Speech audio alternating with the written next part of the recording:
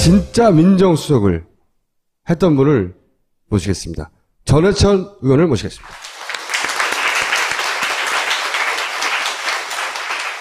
민정수석이라는 자리가 어떤 자리입니까? 뭐 하는 자리입니까? 일단 그것부터 설명해 주세요. 예, 청와대가 이제 비서실장이 있고요. 네. 이쪽에 경호실장이 있고, 비서실과 경호실이 있고, 비서실은 보통 경우 실장 밑에 수석이 5, 6분이 있는데, 그 중에 한 명이 이제 민정수석이죠. 네. 하는 일은 인사 검증. 예, 그리고 공직자 포함해서 감찰 업무. 감찰. 그리고 법률적 참모 역할. 네. 하고 이제 민심을 안다 해서 민정 시찰이나 또 민정에 대한 많은 정보를 얻어가지고 보고하는. 과거의 암행어사하고 약간 비슷한 겁니까? 좀 비슷합니다. 그래서 이제 보통, 그 정부마다 틀린데, 한 4명 내지 5분의 이 비서관이 있죠. 그래 말씀드린 대로 법무비서관이 있고, 네. 인사를 검증하는 공직기강 비서관이 있고, 민정비서관이 있고요. 또 하나 사정비서관이 있습니다. 네. 청와대 내 감찰이나 또 공직자 감찰, 이런 일을 이제 대체적으로 하는 게 역대 정부에서 민정수석의 업무입니다. 무서운 역할인 거죠, 그죠? 일단은 이제 각 수석실에서 담당하는 업무가 있는데, 그 업무가 민정수석이 담당하는 업무가 방금 말한 대로 이제 그런 일도 있지만, 주로 권력기관에 대한 그런 업무 통할 함께 이제 협조를 하니까요. 그러니까 검찰, 경찰, 국세청, 국정원 이런 데를 하니까 이제 보통의 경우에 민정수석이 옛날 80년대 같으면 나는 새도 떨어뜨린다라는 이제 이야기가 나왔던 수석실이 이제 민정수석이죠. 그러니까 국정원이나 검찰이나 경찰 동원해가지고 누군가를 털거나 날려버리거나 할 수 있는 막강한 힘이 있는 거예요. 그래 보신 적 있습니까? 미리 이제 말씀드리면 참여정부에서는 실제로 이렇게 그런 주제로 했습니다만 권력기관 제자리 찾기라 해가지고요. 네. 다른 것보다도 권력기관이 법률에 규정된 권리 의무만 행사를 해라. 그러니까 그 이상도 하지 말고 그 이하도 아니다. 이걸 권력기관 제자리 찾기라 해서 예를 들어 검찰 같으면 법에 따른 수사하고 기소하고 그것만 하면 되지 그 위에 과도한 것을 해서는 안 된다. 이걸 좀 엄정하게 지키고자 노력했습니다. 뭐 정치적 기획수사라든가 이런 거 하지 마라. 그렇습니다. 네. 그러니까 이제 예를 들면 국정원장이 독대하는 것을 안 했거든요. 그런데 그 독대라는 의미가 정보가 독점되면 늘 폐해가 나오지 않습니까? 예를 들면 이제 대통령하고 독대하고 나서 가서는 그 대통령하고 이야기한 것만 이야기하는 것이 아니라 사실은 대통령이 보니까 이 생각하는 게 어느 장관에 대해서는 좀 문제가 있는 것처럼 보이더라. 그 장관에 대해 조사해. 라는 식의 정보를 독점하고 특히 이제 권력의 정점이 있는 대통령하고 두 사람만이 이야기를 하면 많은 폐해가 나오는데 그런 걸 절대 하지 말자라고 했던 게 이제 국정원장은 정보기관이니까 정보 업무만 해야지 그런 것까지 하다 보면 많은 권한이 남용된다. 이제 이렇게 했었던. 노무현 대통령의 생각이었는데 지금도 그거 잘했다고 생각하세요? 그리고 이제 저희들은 그렇게 이제 하고 나서 사실 많이 제가 이제 혼이 났는데요. 많은 국민들이 해서 이제 참여정부를 출범시켰으면 그 역할을 잘해서 다음 정권에 넘겨줘야 되는데 저희들이 이제 권력기관 제자리 찾기라고 그렇게 했는데 정권이 끝나고 몇 개월 만에 바로 환원돼 버리니까 너무 순진했다고 생각 안 하세요? 근데 그런 면에서 이제 너희들이 한 게 없다. 너희들이 했던 게 몇 개월 만에 다 없어져 버리는데 뭐 했냐라고 하지만 말씀드린 대로 그런 권력기관을 한번 제 모습을 갖던 것도 좀 길게 보면 의미가 있지 않을까 해서 개인적으로 솔직하게 지나고 나서 그때 그렇게 좀 할걸. 그때 그 힘으로 그냥 다 공공의 목적에 부합되게 좀 그 힘을 좀 빌려 쓸 걸 그랬어. 이런 생각. 후회까지는 아니고요. 좀 아쉬움은 있습니다. 이 정도로 대답하지 않으면 거의 안 끝날 것 같네요. 이게 대통령 의지 없이 청와대 조직과 분위기와 생리상 우병우 민정수석 이렇게 버티는 게 여기 이 현 정권의 특징은 대통령은 아무 상관없는 것처럼 하거든요. 항상 자기는 이 대통령 의지 없이 가능하지 않은 거죠, 그죠? 불가능합니다. 그러니까 이제 장관도 그러고요. 쟤들도 이제 그때 우리 박남주 수석이 나와서 이야기를 하던데 이 밖에서 문제 제기를 하거나 또는 이렇게 책임론이 나올 때는 그 안에서 분위기상 견딜 수가 없습니다. 청와대 안에서 도저히 견딜 수 없고 오직 견딜 수 있는 건 한 가지. 대통령이 그만둘 필요 없다라고 하면 그냥 있어. 그렇죠. 예. 그것 때문에 있을 수 있지. 그렇지 않으면 불가능합니다. 근데 우병우 수석은 사의 표명을 한 번이라도 했을까요? 근데 제 생각에는 그 사의를 표명했다고 생각을 합니다. 왜냐하면 지금 이렇게 보수 언론 포함해서 많은 사람들이 질책을 하고 또 사퇴하라고 하고 있는데 그걸 뭐 사의를 표명 안 했다는 것은 그건 사실이 아닌 것 같고요. 대통령 의지다. 이거는 그냥. 네, 그렇습니다. 그건. 네. 최순실 씨에 대해서는 이렇게 얘기했죠. 권력 순위 1위가 최순실, 2위가 정윤회, 3위가 박근혜 대통령이다. 박 누구죠? 박관천. 박관천. 네. 그분이 검찰에 남긴 조서에 그렇게 돼 있어요. 그 파일을 보서 나타난 거죠. 권력 실세 1위 최순실. 이 안정범 정책조정수석이라는 양반이 등장합니다. 이제 언론에. 이 정책조정수석은 뭐 하는 분이에요? 경제수석도 있고, 뭐 사회수석도 있고, 민정수석도 있는데, 그런 정책을 그 영어 그대로 조절하는 겁니다. 가운데서. 그렇습니다. 그런데 이제 그렇게 생각하면 고유한 업무가 없는 것 같지만, 실제로 이제 정책은 굉장히 많죠. 그게 경제에 대한 건지 아니면 좀 사회 정책에 대한 서로 충돌할 때 조절한다. 그렇죠. 예. 그런 의미이기 때문에 사실은 업무 자체는 굉장히 포괄적이고 경제나 이 전반적인 민정 외의 수석 업무로서는 굉장히 중대하고 중요하다. 그 안에서는 사실 역할이 굉장히 넓다, 폭넓다. 왜냐하면 이제 청와대 일이라는 게 부처의 모든 일을 할 수는 없잖아요. 주요한 몇 개 일을 하는데 그 주요한 몇 개 일을 하는 게 청와대 힘이기도 하고 또 국정이 더 중요한 일인데 정책조정 같은 경우가 주요한 몇 개 정도를 딱 쥐고 할 수가 있어서 예를 들어 환경부하고 경제부처가 싸운다. 개발을 해야 돼. 환경 파괴다. 그러면 경제부처 이번엔 개발해야 돼. 밀어준다든가. 이걸 이 사람이 결정한다는 거죠. 그러니까 환경부 일은 어차피 환경부 장관이 하니까 그걸 뭐 청와대가 굳이 나서서 다 할 필요는 없는 거지 않습니까? 문제는 환경부와 경제부처가 다툼이 있을 때 그렇죠. 그때 이제 청와대 힘이 나오는 건데 힘이 막강한 거네요, 그러면. 그렇죠. 예, 그래 보입니다. 참여정부 때는 그거를 이해찬 총리가 주로 하셨잖아요. 그게 이제 말씀하신 대로 총리실에 할 때도 있고 아니면 청와대 안에서도 할 때가 있는데 이전 총리 재직 중에는 이제 이전 총리께서 많이 이제 했었고요. 정책조정수석 업무 중에 뭐 수금 이런 것도 있습니까? 그러니까 그걸 여쭤보려고 지금. 그러면 정책조정수석이 뭘 하는지를 몰랐을 때는 모르겠는데 이렇게 이 일은 되고 안 되고를 결정하는 사람이면 그런 그 재벌들의 이해관계하고 밀접한 일을 많이 결정할 수 있겠네요. 그러니까 이제 청와대라는 게 힘이 꼭 내가 내일 오늘 내일의 현안을 다 해결해 줄게라고 해서 힘이 생기는 게 아니고요. 늘 잠재적인 힘이 있는 거잖아요. 특히 기업을 한 데 있어서 무슨 일을 할 때 청와대가 뭐 적극 돕는다든지 아니면 방해를 한다든지 했을 때는 항상 그런 큰 영향이 있다는 걸 모두가 알고 있기 때문에 딱 현안이 없다 하더라도 그 청와대 힘이라는 건 늘 있는 거고. 늘 있는 건데 게다가 그 이제 수석이 만약 그런 역할을 했다 할 때도 이제 어제 이제 국감장에서도 나오고 하는데 직접 전화하지 않았다. 그런 것들은 변명이 될 수가 없는 거죠. 직접 전화 안 해도. 굳이 직접 전화를 할 필요가 없고 그 명의를 이용해서 누군가 대리나 또는 밑에 있는 하급자나 아니면 거기 심부름 하는 사람만 한다 하더라도 그 뜻만 전달이 되면 거기 그걸 전달받은 기업으로서는 도저히 이거는 피할 수가 없게 되는 거죠. 청와대의 힘이 그 재벌에 미치는 정도가 그 정도입니까? 저는 막강하다고 생각합니다. 막중하다고 생각을 합니다. 실제로. 청와대 수석이 움직여서 국내 30대 재벌로부터 800억대 모금을 하는 게 가능합니까? 그 정도 힘이 나옵니까? 그 특별감찰관실에서 내사했다고 그랬지 않습니까? 이런 일이 있다는 이야기를 듣고.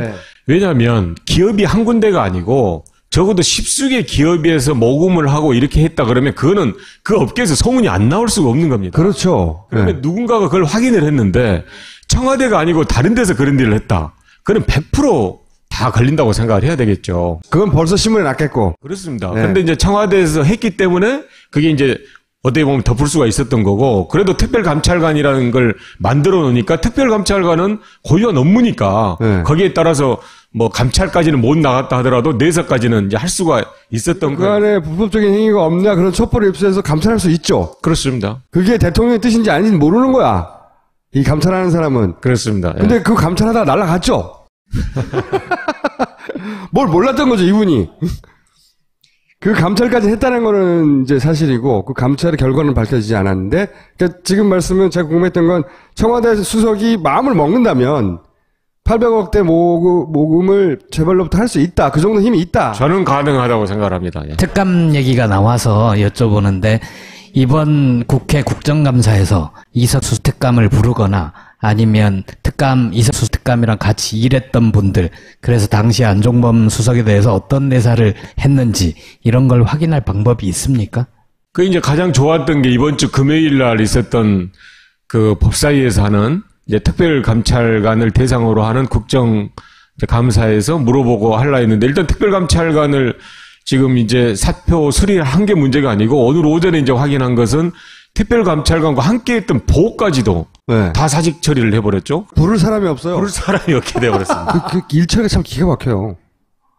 규정이 뭐가 되어 있든 간에 싹을 씨를 말려버려요, 그냥. 네, 맞습니다. 아까 그 좀 아쉬움이 없냐고 저한테 이제 질문하지 않았습니까? 그러니까 지금 하는 일 처리 보면 좀 아쉬움이 있습니다. 지금 보면 진짜로 확실하게 그런 걸 없애버리고, 그러니까 뭐 언론에서 뭐라 한다든지 아니면 약간의 눈치를 봐야 된다 이런 것들은 전혀 없이 그냥 딱 아니다 싶으면 딱 정리해버린 걸 보면. 그러니까요. 그러니까 빌미를 주지 않아요. 다 없애버려, 그냥. 거기 법이 어떻게 돼 있든 누가 뭐라고 하든 어차피 KBS나 이런 언론도 자기를 욕하지 않으니까 다 없애버리는 거야. 그냥 싹싹 잘라가지고. 감찰관을 보냈으면 그 밑에 있던 사람도 있을 거 아니에요. 임기가 보장이 돼 있는데 그런 사람들 다 잘랐어요.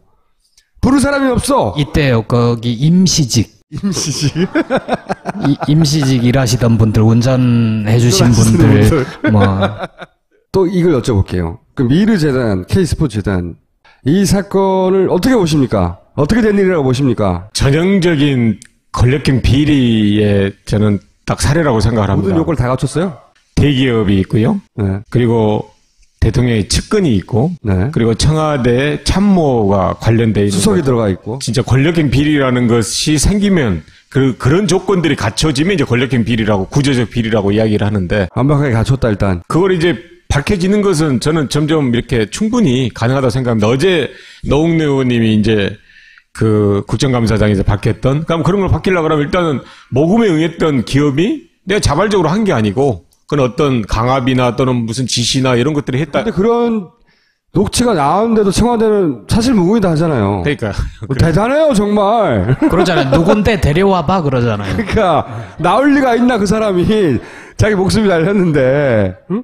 대단해요 정말. 이제 그 측근이 이제 보통 직접 하기 수도 있지만 측근의 대리인들이 이렇게 할 수 있지 않습니까? 그런 이제 측근의 대리인들이 한두 사람 나타나서 이야기를 하고 있는 거고, 네. 또 청와대 참모가 했다는 것은 이제 현재까지는 간접 증거지만 조금씩 나타나고 있는 걸 보면 저는 권력형 비리로서 이 모습, 제 모습이 밝혀질 거다 이렇게 생각을 하고 있습니다. 역대 모든 정권에서 이 정도 나오면 끝장났거든요. 그 다음부터 이제 쭉쭉쭉 정권은 당하고 계속해서 밀리고 그러면서 레임덕 오고 그래서 정권 말기로 넘어가고 이런 모든 정권이 다 그랬는데 저는 박근혜 정권은 안 그럴 것 같아요.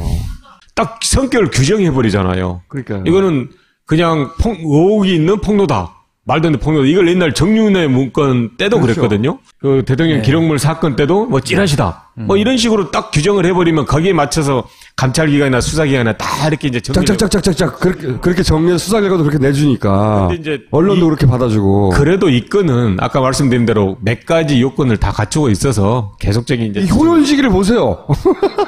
저는 녹취록 나온 다음에 그래도 뭔가 여기 분위기 좀 바뀔 거라고 생각했는데 녹취록이 나왔는데 사실 무근이다. 그러면서 가나 떨어서 호연지기를 보라. 이 범죄적 호연지기를 보라. 대단하거든요. 이 정도면. 네, 말씀하신 대로 꼭 다음 정권까지 가면 뭐 당연히 밝혀질 거고요. 저는 이 정권 안에서도 상당 부분 진실이 밝혀지지 않을까라고 생각합니다. 밝혀지게 하는데 본인이 역할할 부분이 있습니까, 혹시? 저희들 국정감사에서 그런 아까 말씀드린 몇 가지 이제 직접은 아닌데 간접적인 또 그 사람의 문제나 이런 부분을 많이 하고 있고요. 하고 있어서 어제 또 많이 좀 밝히지 않았습니까? 의원님이 혹시 밝히기 없냐고요? 네, 저도 많은 노력을 하도록 하겠습니다. 없다는 얘기입니다. 그것도 여쭤봐야죠. 우병우 수석은 계속 가는 건지. 저는 그러진 않다고 보고요. 수사가 종료되면 거치가 결정되지 않을까 생각합니다. 이런 전망들이 하나도 맞는 게 없어가지고.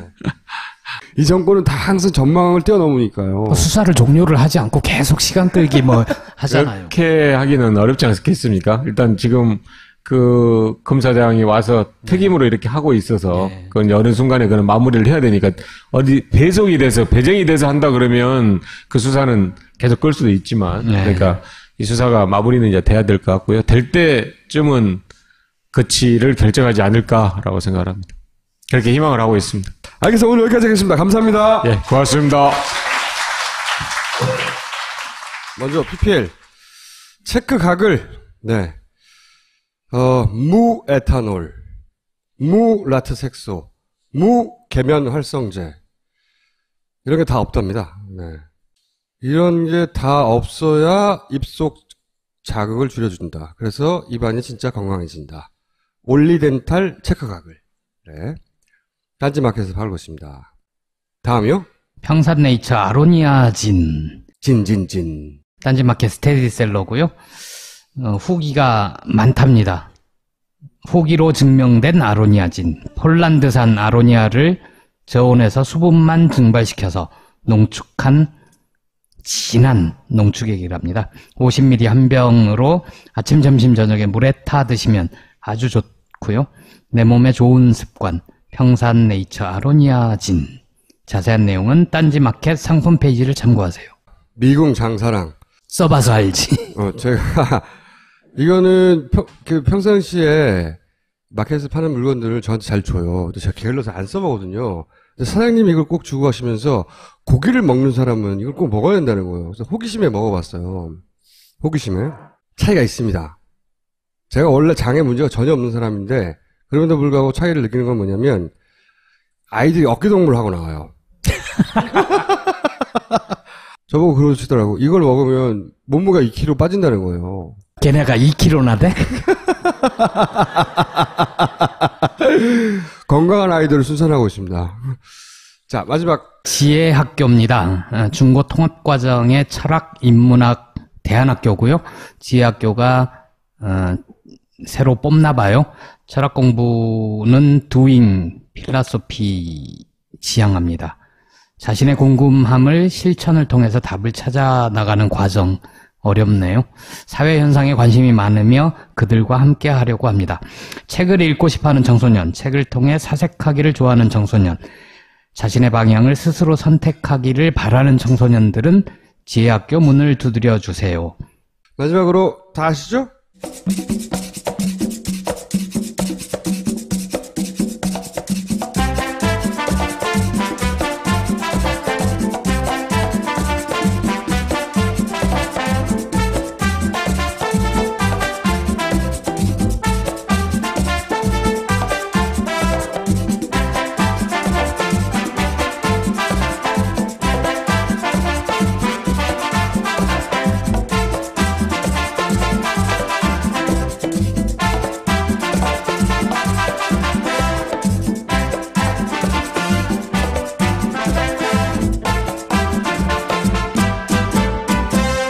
파리별장 뚱뚜라뚱뚜뚱뚜라뚱뚜라뚱뚜 자, 다 아실 테고. 자. 늘 폐해가 나오지 않습니까? 예를 들면 이제 대통령하고 독대하고 나서 가서는 그 대통령하고 이야기한 것만 이야기하는 것이 아니라 사실은 대통령이 보니까 이 생각하는 게 어느 장관에 대해서는 좀 문제가 있는 것처럼 보이더라. 그 장관에 대해 조사해. 라는 식의 정보를 독점하고 특히 이제 권력의 정점이 있는 대통령하고 두 사람만이 이야기를 하면 많은 폐해가 나오는데 그런 걸 절대 하지 말자라고 했던 게 이제 국정원장은 정보기관이니까 정보 업무만 해야지 그런 것까지 하다 보면 많은 권력, 권한이 남용된다. 이제 이렇게 했었던. 노무현 대통령의 생각이었는데 지금도 그거 잘했다고 생각하세요? 그리고 이제 저희들은 진짜 민정수석을 했던 분을 모시겠습니다. 전해천 의원을 모시겠습니다.